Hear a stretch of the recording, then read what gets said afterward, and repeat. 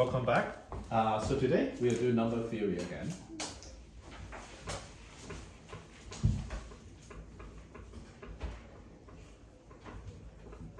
So today I think it is the third lecture on number theory. So the first half is called congruences.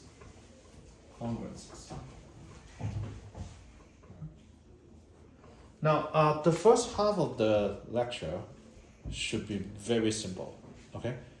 I'm basically introducing notations on something that everyone should already know about, okay?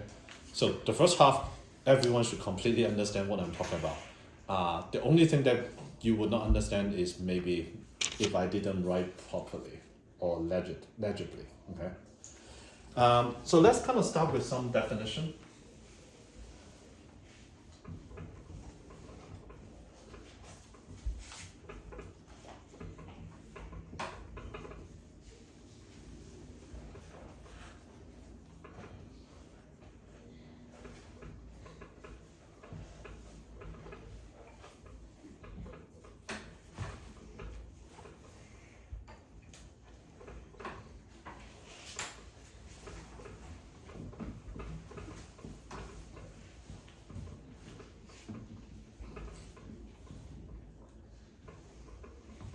So the first part is called definition of this is A equal to B. There are actually three horizontal lines. Okay, so it's one more horizontal line more than the equal sign. And then on here is MODM, it's called modulo M. And the last part is the least residue. So let's talk about the definition. So first of all, A, B are integers. M is positive integers.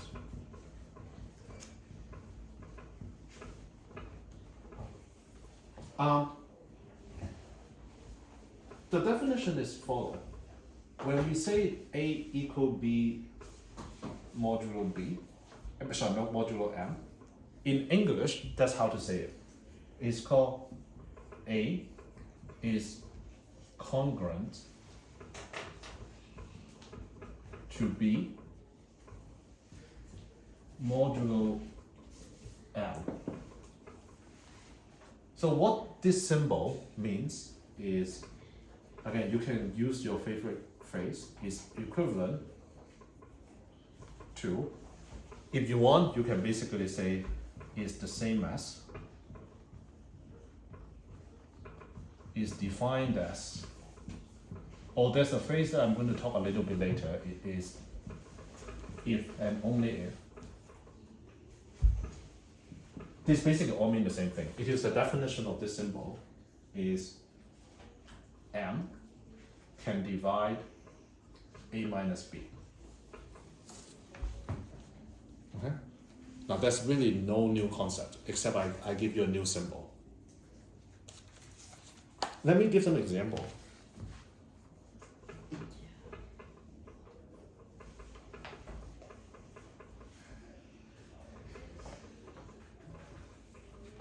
Five is equal to 1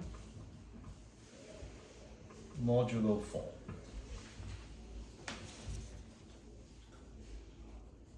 Why is that? Because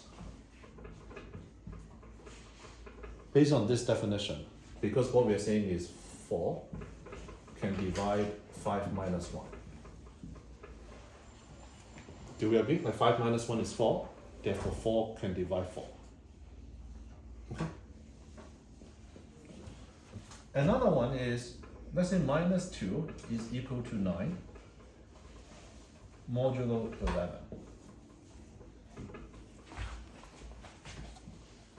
Because 11 can divide 9 minus 2. So 9 minus 2 is equal to 11. So 11 can divide that. Next one, let's try to be fancy. 11 square is equal to 1. So it's congruent to 1 modulo 3. because 3 can divide 11 squared minus 1. What is 11 squared minus 1?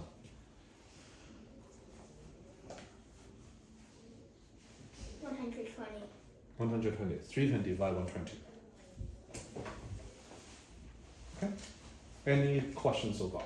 Can I get a sign? Okay, good. Again, the whole first half should be something very similar. It is using a new notation to talk about something you're already familiar with.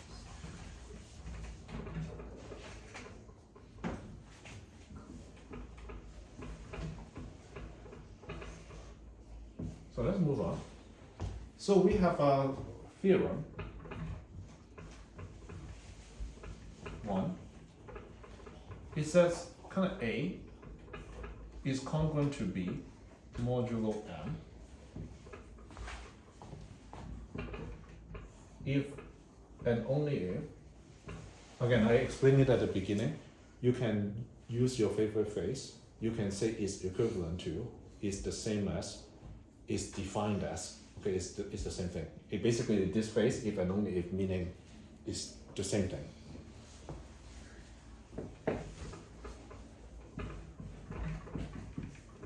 There is an integer k such that A is equal to B plus k times m. Okay? Normally, in this class, I don't prove. Okay? But this one is so simple. It's basically playing around with different notation. So I'm going to do it. So the proof is, remember this symbol, A is congruent to B modulo M. What is the definition again? A moment ago, what we wrote on the board. When A is congruent to B modulo M, what does it mean again? The definition. Alfie? M can divide A minus B. Yeah. So M can divide A minus B. And what does a number divide the other number mean? It basically means A minus B is equal to something multiplied by M, right? Is what division means. When we say 3 can divide 12, is because 3 times 4 is equal to 12. So for some k, some integer k, so therefore A is equal to B plus km. Okay, so this is why I prove it, because it's so simple. Now I also want to take a detour, not related to number theory, about logic. So after last class, I felt that I have a better chance of explaining some basic logic. Okay, number one, let's try this. If we say Bob lives in California on one side, the other one, I said Bob lives in the US.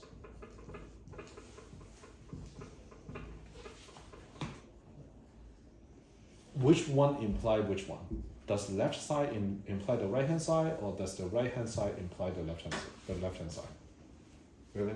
The left hand side implies the right hand side. Right. So implies. Or you can use this symbol. Okay. Or you can, there's also a phrase that mathematician like, is called only if. Okay. It's linguistic. You just have to accept it. Okay. Only if means this. Okay. Let's try another one. I try to come up with an example that is that I think makes sense. So Bob has red hair. On the right hand side is Bob is not bald. Does left hand side imply right hand side, or does right hand side imply the left hand side?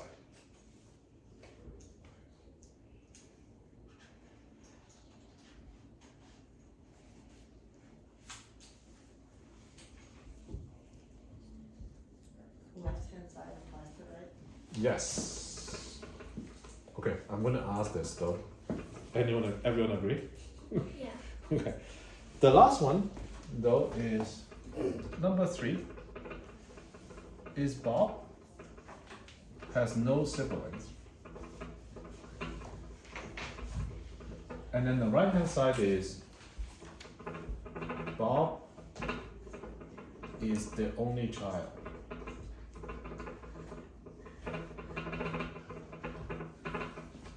Does left hand side imply the right hand side? Right hand side imply the left hand side? Or the same? It can go both ways. Yeah, it can go both ways. So again, using symbol is we basically write this. Or what mathematician like is called if and only if. Again, a short detour, but just think about whenever the left hand side implies the right hand side, we say only if. If the right hand side implies the left hand side, we say if. But then you kind of the two are the same. We say if and only if. You can write the symbol with the arrow, or you can use the phrase if and only if. Okay. So let's kind of do an example of this. Just stare at this. I'm going to use very small space here because it should be simple. Do an example 2 of this. We said a moment ago, 11 squared is congruent to 1 modulo 3. And why is that? It's because 3 is equal to 4 times 30, which is 11 squared minus 1. Sorry, let me say it again. Actually, it's not. So what I should say is, using this theorem, we basically say 11 squared is equal to 1 plus 3 times 40. This is what this theorem is saying.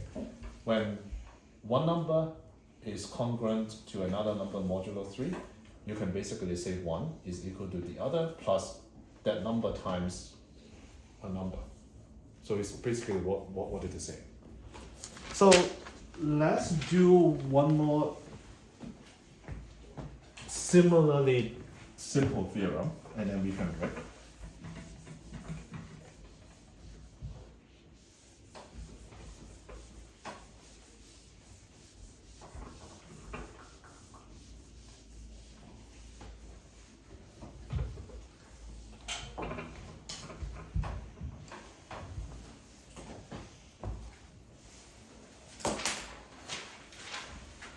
So let's do theorem 2.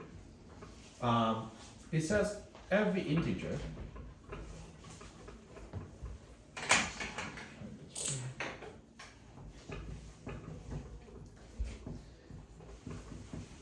is congruent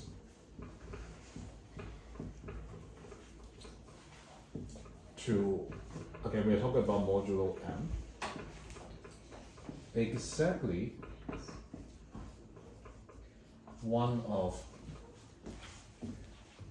0, 1, 2, 3, n minus 2, n minus 1. And this integer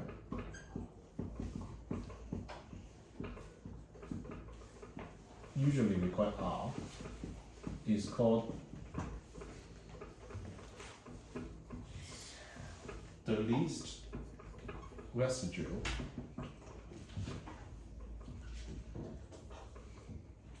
of a modulo m. I missed a number here. Every integer a is congruent to. Okay. This kind of theorem or definition is trying to solve an ambiguity. Okay. I'll do an example, and then you will basically understand. 71 is congruent to 69, is congruent to 13, is congruent to 21, is congruent to 5, modulo 2. Agree? But then there's only one number that is between 0 and 2. And that number is 1.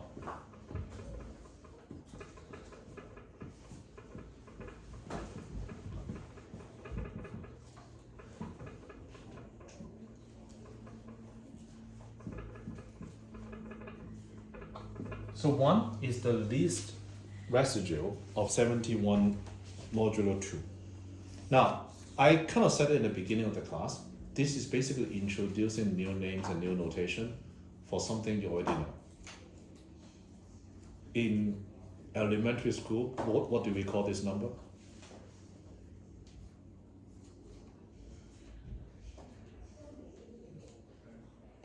Okay, let me try another one. If I ask you, what is the least residue of 23 modulo 11? What is the number?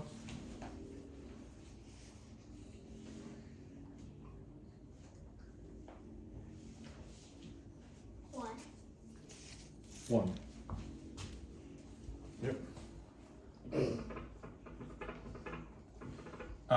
This number is otherwise known as when 23 divided by 11, what is the remainder? 1. Yeah. We agree, right? Basically, we are saying once we introduce this kind of congruent concept, for example, we'll say 23 is equal to 34 is equal to 45 modulo 11. Because when these numbers divide by 11, they have the same remainder, which is 1. Okay? So all of this kind of seems to be really obvious. It's all new notation.